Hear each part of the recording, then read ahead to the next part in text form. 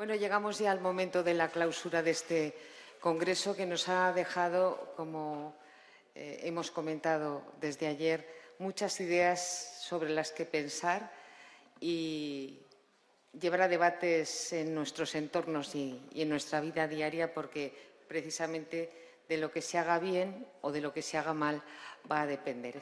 Hay muchas cosas en juego. Bueno, todo lo que hemos escuchado antes de nada, se han sumado al acto de clausura la alcaldesa de Teruel, Elma Buch. Estamos en la ciudad de Teruel y es la anfitriona. Está el ministro, que enseguida va a tener la palabra, el ministro de Derechos Sociales, Consumo y Agenda 2030, y también representantes de los partidos políticos de otras instituciones, como la Diputación Provincial de Teruel, y partidos políticos como Teruel Existe e Izquierda Unida. Si hay alguno más y yo no lo veo, que no piensen que los estoy ocultando, ni muchísimo menos. Bueno, pues como decía, todo lo que hemos escuchado en este congreso, el futuro que nos espera depende en parte de nosotros mismos, de lo que nosotros hagamos en nuestra vida diaria y cotidiana. Pero el horizonte colectivo lo marcan decisiones políticas. Y les miro a todos ustedes que están en primera fila. Hoy esas decisiones tienen que velar por la ciudadanía. Por eso se necesitan liderazgos que marquen la ruta adecuada. Desde el ayuntamiento más pequeño a la presidencia de la Unión Europea, desde líderes sociales, sindicales, a presidentes del Gobierno, se la juegan para dar el giro que este planeta está pidiendo a gritos. Invitamos ya a que comparta con todos vosotros y con todas vosotras este final de congreso al ministro de Derechos Sociales, Consumo y Agenda 2030, Pablo Bustinduy.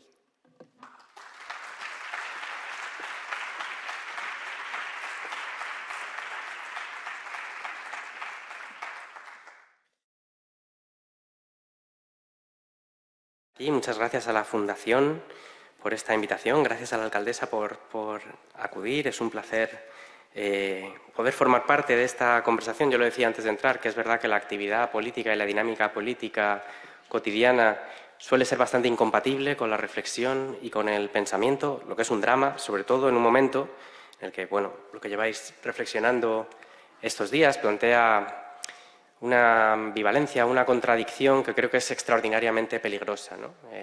Tenemos a disposición un caudal inmenso de conocimientos sobre lo que nos está pasando, sobre los desafíos que enfrentamos, pero al mismo tiempo creo que la política democrática actual está marcada por una profunda desorientación ideológica y teórica respecto a la magnitud de estos desafíos y respecto a la magnitud de las respuestas que hay que darles. Son como dos carriles que estuvieran desconectados y que cuesta poder vincular, ¿verdad? Entre otras cosas, porque creo que uno de los procesos que está sucediendo es que cada vez cuesta más imaginar el futuro. De hecho, cada vez cuesta más proyectar futuros que sean articulables políticamente en el discurso político. Y ese es el material básico de la política. Creo que además esa desorientación, esa incapacidad de proyectarse hacia adelante genera las condiciones idóneas para el auge de fuerzas antidemocráticas. ¿Por qué?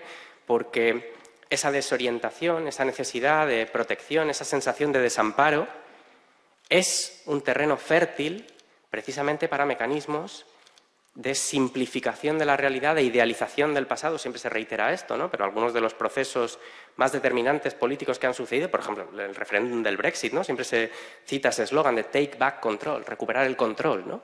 O el primer eslogan de Trump, de volver a hacer América grande, esa idealización de un pasado en el que pues estos desafíos, esta complejidad y estas problemáticas desaparecen en el relato, no en la realidad. De ahí viene un peligro aumentado, ¿no?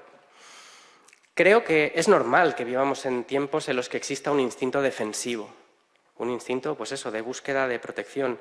Y creo que la principal responsabilidad que tenemos por delante es poder articular respuestas que se hagan cargo, que tengan en cuenta estos desafíos. Y para ello tenemos un problema sobre el que creo que sobrevolaba en la exposición de Pedro, en la parte que he podido escuchar, pero seguro que lo habéis tratado en estos días, ¿no?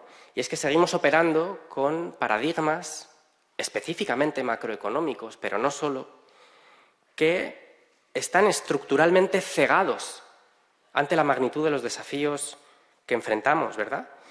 Paradigmas mecanicistas, paradigmas economicistas en un sentido pobre, métricas en las que no cabe, y cuando tienes una lente ves lo que te permite ver esa lente, ¿no? En la que no caben medidas de sostenibilidad, en la que no cabe casi... Es una cuestión filosófica, diría, que tiene que ver con relación con los límites. Todo nuestro pensamiento económico y toda nuestra construcción socioeconómica está fundamentada sobre un ejercicio constante de trascender los límites, de sobrepasarlos. Nuestra propia idea del crecimiento, y mencionabas una idea de progreso, consiste básicamente en una aniquilación de los límites, ¿no? Permanente. No somos capaces de integrar la noción de límite como una premisa estructural del pensamiento económico, del pensamiento social. No cabe ninguna idea de equilibrio en esa máquina, ¿no?, de crecimiento desaforado constante de huida hacia adelante. No cabe ni siquiera un pensamiento de cuál es el equilibrio que necesitamos. Y porque la idea de regeneración, ¿regeneración de qué? Regeneración de equilibrios. Y no tenemos las herramientas para pensar. Tenemos el conocimiento, pero me refiero a cómo funciona la sala de máquinas. Y insistimos sobre esto, y quiero agradecer especialmente la labor que están haciendo las comisiones obreras en este tema. No cabe una noción del cuidado de la vida.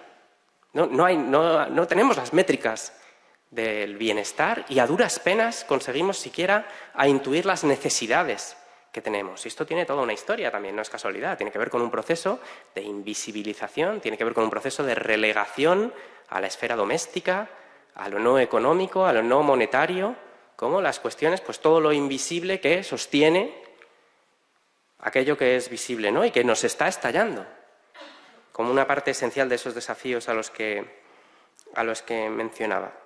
Esto pueden parecer cosas abstractas hasta que dejan de serlo, y creo que lo que está sucediendo en este país con la situación de la vivienda, podemos poner muchos ejemplos, pero este es quizá el más acuciante, es precisamente eso, cómo un paradigma absolutamente mercantilizante, extractivo, ha convertido casi en impensable, en inoperante políticamente el hecho de que la vivienda tenga antes que nada una función social.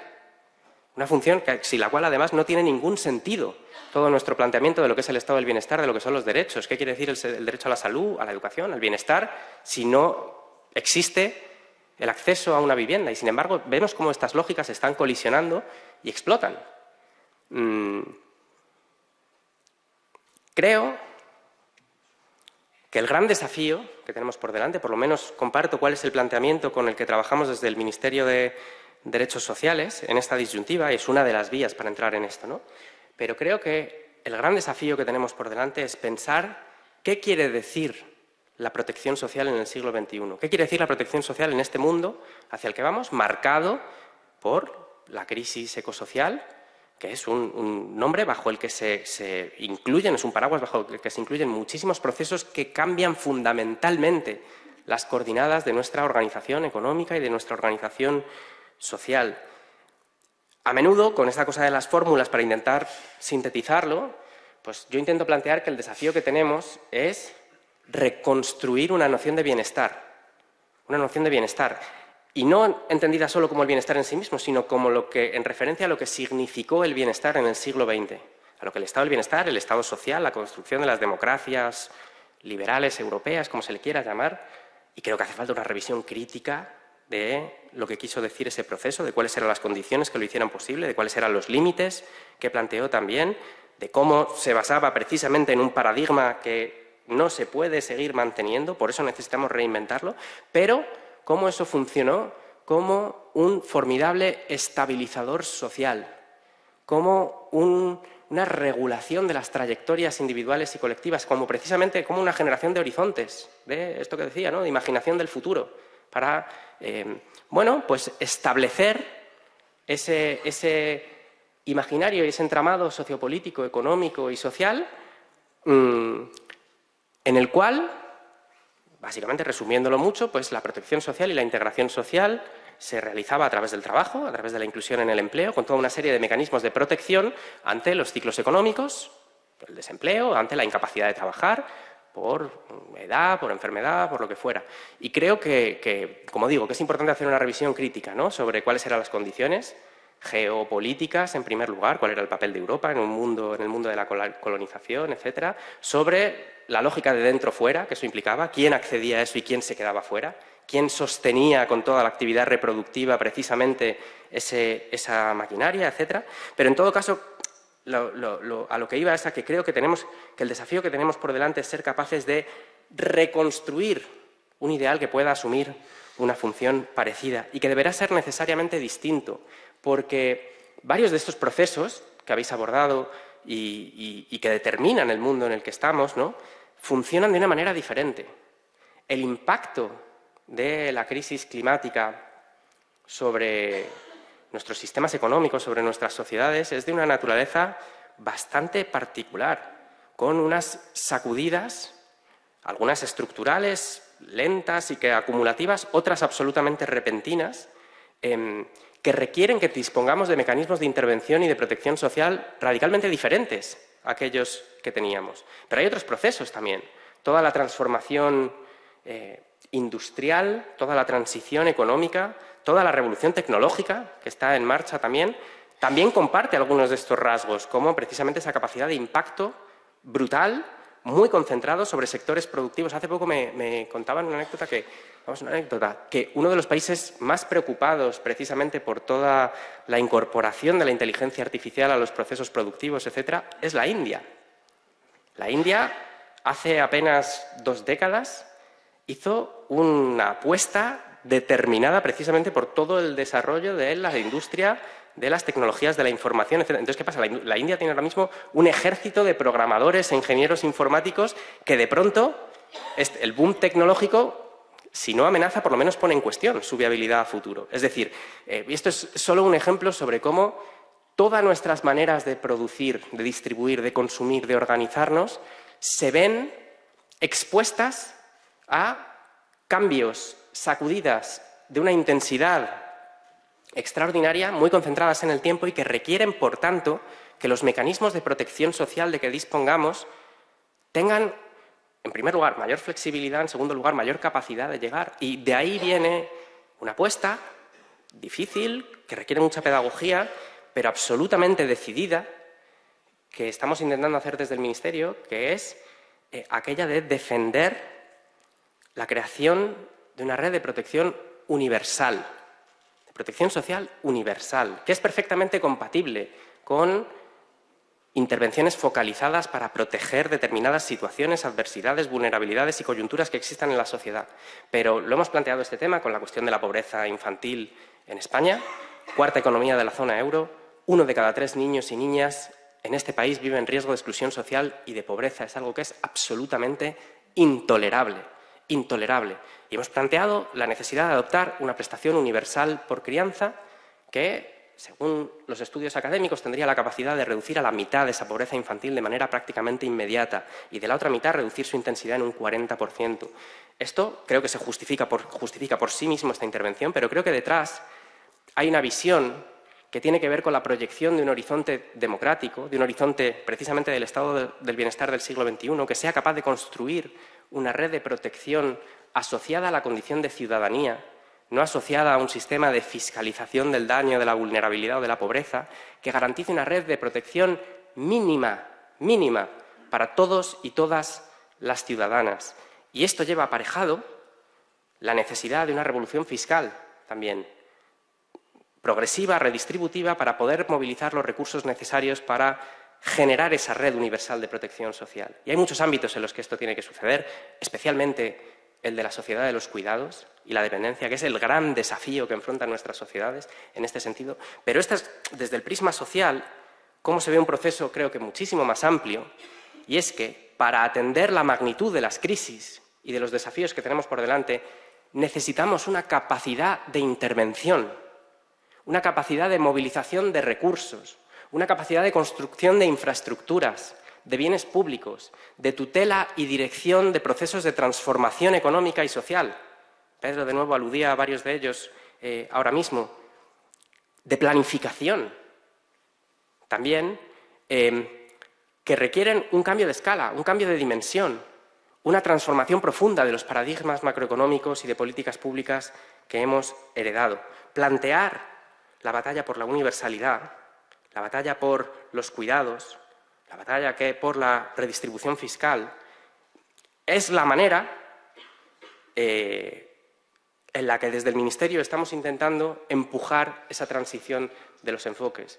Y, bueno, antes hablaba como de dos carriles separados, pues digamos, el carril de lo general y de los objetivos y el carril de lo concreto, pues cuesta vincularlos, pero sí se traducen cosas bien concretas. Y varias de las, digamos, de las prioridades, de los planteamientos que llevamos a la negociación de los presupuestos generales del Estado, en las condiciones difíciles en las que estamos, pero tienen que ver precisamente con esto. He mencionado la vivienda, la intervención del mercado de la vivienda, he mencionado los cuidados, mantenerlas, por lo menos la senda de aumento de disponibilidad de recursos para financiar las necesidades crecientes del sistema, pero al mismo tiempo cambiarlo.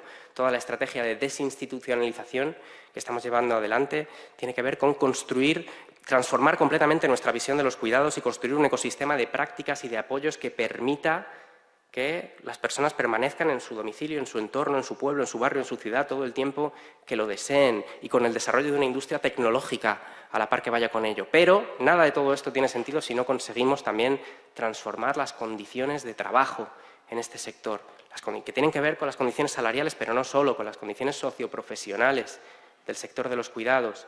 Y tiene que haber un proceso de valorización social, un cambio en las jerarquías, porque toda valorización expresa una jerarquía que ponga realmente como una prioridad generacional, política, de país, la necesidad de construir un sistema público de cuidados a la altura de las necesidades que vamos a enfrentar. Es que las vamos a enfrentar estructuralmente por la evolución demográfica, por las transformaciones de nuestros modelos de familia, por toda una serie de tendencias. Tiene que pasar por ahí la construcción del Estado social del siglo XXI.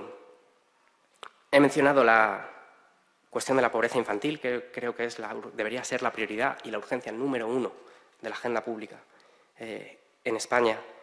Y he mencionado la cuestión de la fiscalidad también, que creo que es la condición de posibilidad de que ni siquiera nos planteemos dar respuesta a todos estos retos que tenemos por delante. Decía, hay un carril de lo general, de la reflexión, del diagnóstico, del objetivo, uno de lo concreto, con todas las dificultades que implica, pero creo que cada paso es insuficiente y nos lo dicen todos los datos, pero cada paso es absolutamente imprescindible, porque sin él no podemos ni siquiera abrir un camino, no podemos ni siquiera pensar un camino. Así que esa es la tarea en la que estamos, y creo que no es una tarea que se pueda hacer exclusivamente desde el Gobierno. Creo que toda la sociedad tiene que implicarse en ello. Creo que este es el material con el que hay que reconstruir esa idea del futuro que probablemente hemos perdido.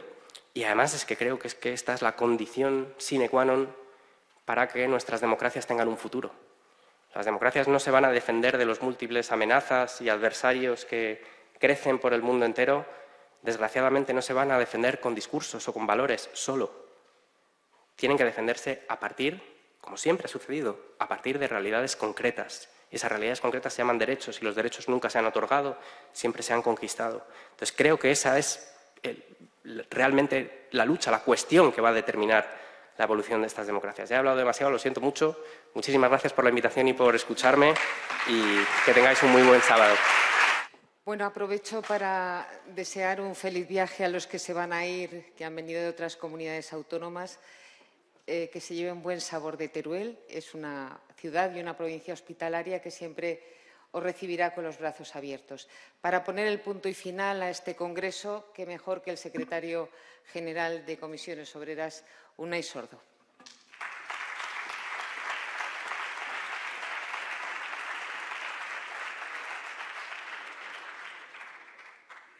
Bueno, pues buenas tardes a todas y a todos. Gracias a todas las personas, fundamentalmente de la Fundación 1 de Mayo, y a todos quienes habéis colaborado en la organización de este congreso. Es para Comisiones Obreras importante las funciones, el papel que tiene encomendada la Fundación a desarrollar en estos años, ¿no? Porque Lo apuntaba el ministro, al que agradezco su presencia aquí, al igual que a la alcaldesa de Teruel, a los responsables institucionales y de otros partidos políticos, a los compañeros, por supuesto, de Comisiones Obreras de Aragón y al conjunto de participantes en las distintas ponencias y en las distintas mesas. Digo que lo apuntaba el ministro Pablo Bustinduy cuando hacía referencia a la enorme capacidad, al enorme bagaje analítico que hoy en día tenemos para evaluar las cosas que están pasando, las cosas que están mutando, las cosas que se están modificando, pero junto con ese gran bagaje de información, con ese gran bagaje analítico, la enorme dificultad para implementar políticas que de alguna manera puedan conducir o puedan gestionar, gobernar las transformaciones y las transiciones que están sucediendo, ¿no?, que se están impulsando. Y la primera condición para poder influir sobre algo, en mi opinión, es entenderlo meridianamente, poder hacer lecturas y análisis de realidades complejas sobre las que el sindicato, a diferencia de otros agentes intervinientes en la sociedad que se dedican a cosas muy importantes como es la reflexión intelectual, la reflexión teórica, el sindicato todo aquello que analiza, todo aquello que concibe analíticamente, pues luego lo tiene que traducir en acción, en actuación sindical, precisamente donde luego aparecen las consecuencias de los cambios, las consecuencias de las transformaciones, las consecuencias de las transiciones, ¿no? Y en ese trabajo analítico, como también apuntaba de alguna manera el ministro, muchas veces los espacios estrictamente orgánicos pues, tienen sus dificultades, ¿no? La urgencia del día a día pues a veces nos hace que tengamos dificultades para levantar la vista y poder sostener algo que para Comisiones Obreras sigue siendo muy, muy relevante, ¿no? Es que el sindicato y el entorno del sindicato siga siendo, que yo creo que es uno de los grandes intelectuales colectivos de este país, ¿no? Y de alguna manera, pues la Fundación juega ahí un papel y congresos como ¿qué tío más apuesta habéis puesto ahí? Congresos como este, pues creo que vienen muy bien para que el activo del sindicato y quien luego pueda seguir todas estas ponencias pues podamos recapacitar y mejorar nuestro análisis sobre el que luego actuamos en la acción sindical del día a día, ¿no? También creo que es un acierto haber podido organizar este encuentro aquí, en Teruel. Creo que tenemos en España un exceso de, a ver cómo lo digo en fino, que el país está demasiado pendiente y dependiente, por desgracia, de lo que ocurre en una pequeña franja de territorio que más o menos se sitúa en los entornos de lo que ha venido a llamar la M30, donde evidentemente hay buena parte del poder económico, institucional y político de este país, pero España es mucho más que ese espacio institucional, político y también mediático, ¿no? España son sus tierras, son sus diversidades, son sus gentes, son sus pueblos, son los barrios de sus ciudades. Y yo creo que la organización con más capilaridad de España, que son las comisiones obreras, tienen que tratar de impulsar la presencia en esos terrenos, ¿no? Antes de ayer estuve en una asamblea comarcal en la comarca de Antequera, donde del orden de 400 personas contadas, porque me molesté en contarlas, pues asistieron a un encuentro. Bueno, es muy importante, creo, que en terrenos de este perfil pues el sindicato acuda, el sindicato esté, el sindicato haga e interpreta además correctamente lo que está pasando en buena parte de las subjetividades que se mueven en este tiempo y que se mueven en España. Yo creo que hay una parte de nuestro país, hoy no me voy a extender en ese análisis, pero hay una parte de nuestro país que se siente muy al margen, muy atropellada, muy fuera de los procesos de modernización de nuestro país, de España, ¿no? Y creo que parte del riesgo reaccionario que hay no solo en España, sino en el mundo, tiene que ver con esa parte de la población que bien por brechas digitales, bien por brechas territoriales, bien por otras brechas crecientes, se siente desplazada, como digo, de esos procesos de modernización. Y esas subjetividades hay que leerlas bien, el sindicato tiene que leerlas bien, ¿no? Por otro lado, abordábamos un tema que, bueno, cuando yo lo hablé con Fernando y luego en el patronato de la Fundación 1 de Mayo decidieron situar este encuentro, estas jornadas, con el título de la crisis ecosocial, éramos conscientes que abordábamos una cuestión no ya que sea compleja, sino que es incluso, lo voy a decir, problemática de analizar incluso dentro de la propia organización, ¿no? El sindicato, a la hora de abordar todo lo que tiene que ver con las crisis sociales, con las pugnas sociales, socioeconómicas, digamos que de alguna manera se mueve como pez en el agua. Pero claro, cuando introducimos el elemento de los límites de la sostenibilidad, la crisis ecológica, a lo mejor también nos movemos como pez en el agua, pero ya nos parecemos más a un salmón que tiene que saltar río arriba, ¿no? Porque este es un elemento muy relevante y que genera, evidentemente, contradicciones e incertidumbres. Lógicamente, el sindicato, como una organización de trabajadores y trabajadoras, parte de una visión, de una mentalidad y de una práctica que está relacionada con el desarrollismo y con el productivismo. Y esto es absolutamente razonable. Y, por tanto, el elemento de que aparezcan cuestiones y limitaciones a ese desarrollo, a ese crecimiento, pues lógicamente genera dificultades, en fin, de cómo aproximarse a estos fenómenos complejos, ¿no? Yo recuerdo una anécdota, no tiene que ver estrictamente con esto, pero algo que contaba en su día el que fue ministro de Industria, Miguel Sebastián, que hablaba, cuando él explicaba la génesis de la crisis financiera previa al año 2008 y cómo concebía él lo que estaba pasando, aquella crisis de sobreendeudamiento, aquellos activos inmobiliarios absolutamente inflados que amenazaban si ocurría una catástrofe financiera, con lo que luego nos pasó, y alguien le inquiría, ¿no? Y le decía, bueno, ¿y por qué no se paró aquello? Y él hacía una metáfora, ¿no? Decía eso de que tú estás a las 2 o las 3 de la mañana en una fiesta donde todo el mundo se lo está pasando bien, a ver quién es el guapo que enciende la luz y quita el ponche, ¿no? Bueno, limitar los crecimientos es una cosa que es delicada en términos hasta antropológicos, al menos en las sociedades industriales y posindustriales, ¿no? Y la crisis ecológica sitúa encima de la mesa un principio muy poderoso, que ya lo he mencionado alguna vez y lo ha mencionado también, bueno, ha salido a lo largo de todas las jornadas. Sitúa el límite.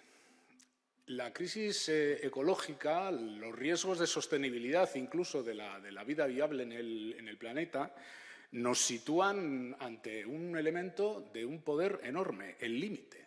No se puede crecer ilimitadamente, o no se puede crecer o no se puede crecer de cualquier manera.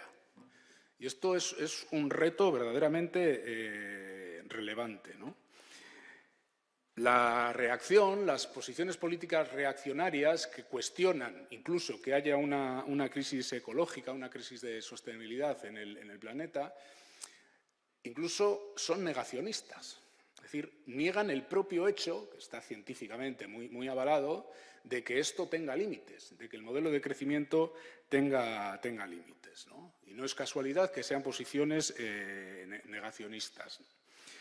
Hay dos condicionantes, en mi opinión, muy relevantes a la hora de abordar políticas que hagan que la economía, que el crecimiento sea compatible, sea sostenible con el medio ambiente, con la viabilidad de la vida, con el acceso a los bienes que permitan una vida digna a la mayor parte de la humanidad, porque esa también es la cuestión de fondo, es decir, queremos que toda la humanidad pueda acceder a modos dignos de vida, y eso evidentemente es incompatible con el consumo de recursos que una parte de la humanidad venimos desarrollando, venimos consumiendo en las últimas décadas. Esa ecuación es incompatible y, por tanto, la mejora de las condiciones de vida de la humanidad va a requerir evidentemente un replanteamiento de los límites de crecimiento y de los límites de uso de los recursos del planeta, ¿no? Esa es un poco la gran condición previa.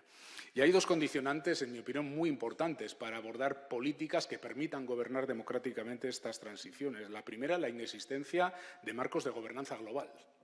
Esto creo que no hay que perderlo en ningún momento de vista, ¿no? Y la segunda, agravando incluso esta inexistencia de marcos de gobernanza global, la crisis de la multilateralidad. No me voy a extender tampoco ahora ahí, pero es una crisis que además se puede agravar notablemente en función de cómo salgan las elecciones en Estados Unidos, ¿no? Y hay un segundo condicionante que es muy importante también. Las políticas de sostenibilidad necesitamos que sean avaladas y legitimadas democráticamente.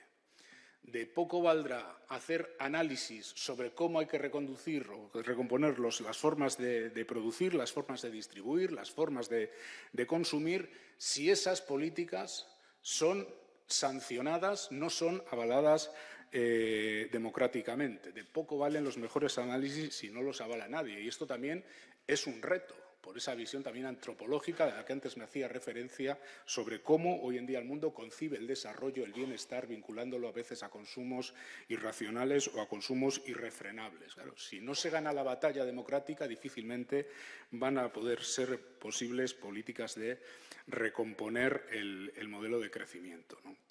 En este sentido, yo creo que desde el sindicato, también por la necesidad luego de gobernar las transformaciones y las transiciones, el sindicato en el marco de España, que por otro lado también es donde estamos, aunque yo soy consciente de que este es un debate global y que apela muy fuerte, de forma muy intensa, al sindicalismo europeo y al sindicalismo mundial, creo que tiene que tratar de plantear al menos algunas de las cuestiones que aquí se han abordado en términos de oportunidad, ¿no? Me voy a referir, por ejemplo, a lo que supone la necesidad evidente y urgente, de emergencia ya, de reducir las emisiones a la atmósfera, las exigencias, por tanto, de un profundo cambio en la forma de utilizar energía, en los cambios del mix energético que ya se están dando con pocos problemas, ¿no? El declive del uso de los combustibles fósiles, el papel creciente de las energías renovables, que tienen que ver en este momento con la sostenibilidad del planeta, pero que tienen que ver también con la situación geoestratégica del mundo. Es decir, es recomendable para un país como el nuestro reducir la dependencia de algunas áreas de las que históricamente han producido estos combustibles fósiles y que son, y no por casualidad, las principales áreas de inestabilidad geoestratégica del mundo. Abren esta desconexión paulatina de los combustibles fósiles y este incremento de las energías renovables abren una oportunidad para nuestro país que en el sindicato conocemos bien. Conocemos bien porque muchos de los viejos déficits de la economía española tienen que ver con la enorme dependencia energética que hemos tenido históricamente, con los enormes precios de la energía que han tenido que soportar también nuestras actividades productivas, con unas balanzas exteriores terriblemente desequilibradas, precisamente producto de esa dependencia energética. Recordemos que ha habido años en España donde los superávits que generaba un turismo, que por otro lado seguramente es un turismo desaforado y que conviene también reconvertir adecuadamente, todos esos superávits se filtraban a través de los déficits en las balanzas energéticas que teníamos, ¿no? que se dice pronto. Por tanto, este cambio en el modelo de energía, de producción y distribución de energía, creo que son una oportunidad para España como creo que no hemos tenido nunca y además plenamente compatibles, no exentos de contradicciones, lo apuntaba creo que era Albert, todo el despliegue de la infraestructura para apropiar la energía renovable también requiere de unos consumos que habrá que ver si son sostenibles en términos de extracción de materias primas, porque aquí las acaban desplazando las dependencias de unos sitios a otros, pero en el momento en el que este país sea un suministrador fiable, permanente de energía renovable y barata, no solo podemos razonablemente reducir los precios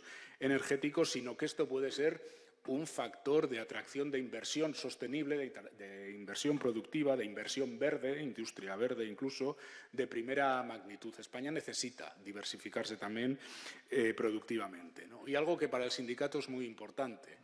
Nuestro país lleva varias décadas compitiendo en el mercado global, en los mercados globales, compitiendo por la vía de los bajos salarios, de la baja fiscalidad, del viejo modelo de competencia que surgió del proceso tardío de industrialización a mediados o en la década de los 60 del siglo pasado, ¿no?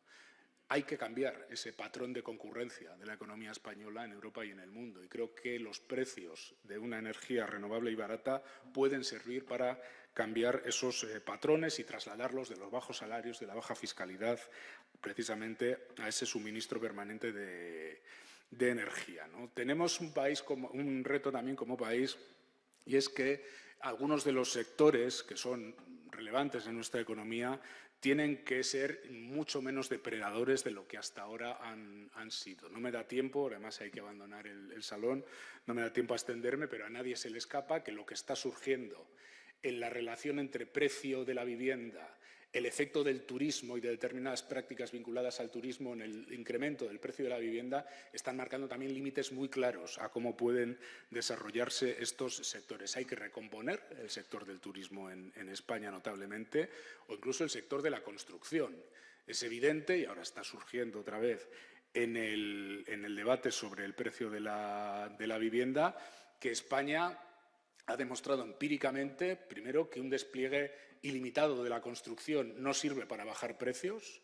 España ha sido un país que, construyendo en un año más viviendas que Alemania, Francia e Italia juntas, a la vez el precio de la vivienda subía de una manera disparatada. Me estoy refiriendo antes de la crisis financiera. Y tenemos un montón de viviendas donde la construcción, quizás no, con toda seguridad, tendría que dedicarse más a la rehabilitación que a nuevas construcciones. Rehabilitación, además, con criterios de sostenibilidad energética y accesibilidad en los edificios, ¿no?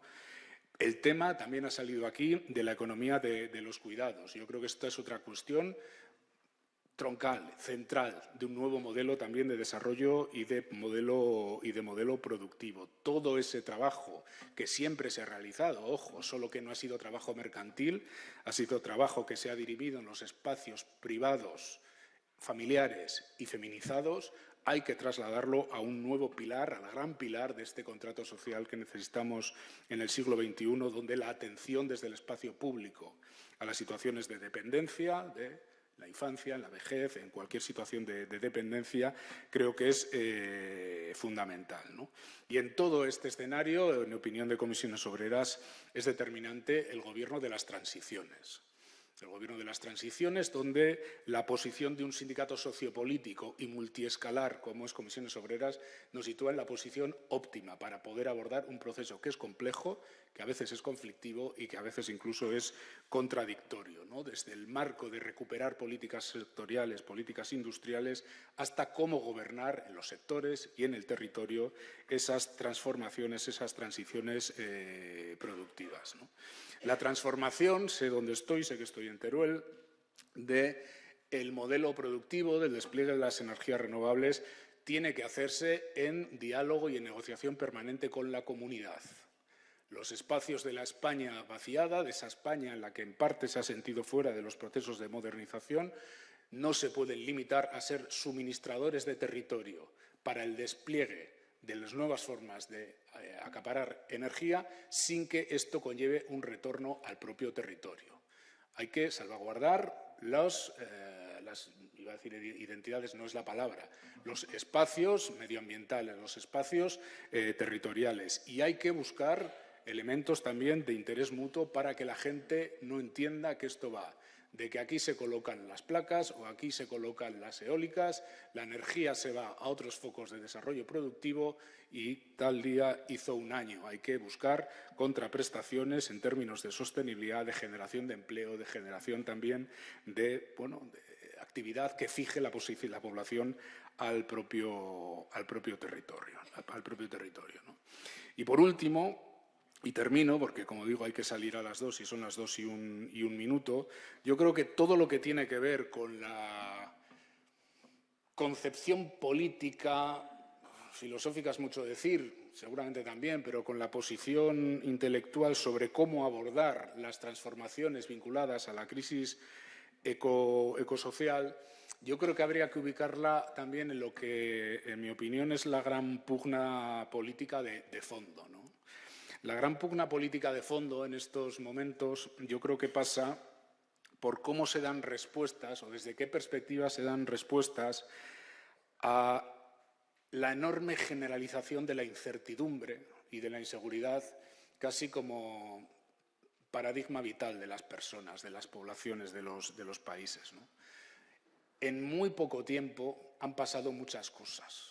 Y de forma muy rápida y de forma acumulativa. Cuando me refiero a muchas cosas, me refiero a crisis muy profundas, la crisis financiera, políticas de austeridad, una pandemia, una posterior crisis económica, se recupera, pero hay una situación de incremento de los precios, una nueva crisis inflacionaria. Son crisis que han provocado el deterioro de las condiciones materiales de vida de muchísima gente y, sobre todo, el deterioro de las expectativas de vida de muchísima más gente, ¿no? Y esto creo que está generando incertidumbre. No solo ha pasado eso, han habido cambios en los roles sociales, en los viejos conceptos de orden, de jerarquía. Yo creo que muchos de ellos para bien, por ejemplo, el empoderamiento de las mujeres en la sociedad, en el trabajo y en todo el surgimiento del feminismo, otras formas de liberar, de ganar derechos civiles, de ganar derechos sociales, todo lo que hemos conocido. Ha habido muchos cambios de roles en las sociedades, se han abierto nuevas brechas. Antes hacía referencia a la brecha digital, a las brechas territoriales. Yo creo que toda esta confluencia de factores ha generado una sociedad terriblemente insegura sobre el a dónde vamos y por dónde vamos, ¿no? Las incertidumbres, las incertezas. Y ante esas incertidumbres, esas incertezas, esas crisis también en los sistemas de mediación democrático, partidos, instituciones, sindicatos que hubo en España y en el mundo hace unos años, emergen dos fuerzas muy potentes, ¿no?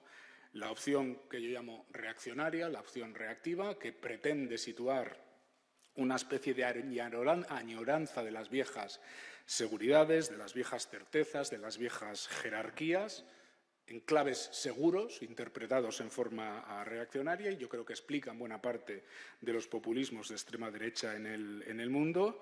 Y la opción que tiene que ser de progreso, la opción que tiene que ser progresista, que en mi opinión pasa con ofrecer certezas a las personas, reforzando los lazos de comunidad, por un lado, y reforzando cómo somos capaces de, en común, cubrir las contingencias que a lo largo de la vida nos ocurren a las personas como sujeto individual, pero también como sujeto social. Ese nuevo contrato del siglo XXI, que tiene que ser más democracia, que tiene que ser sostenible, que conlleva un pacto intergeneracional y que, de alguna manera, tiene que situar, como en otras épocas históricas situó, un futuro deseable. Yo creo que el concepto de futuro deseable, frente a esta especie de guerra de quién se salva del barco a la deriva, esa especie de guerra del último contra el penúltimo, es la gran disputa de época, ¿no?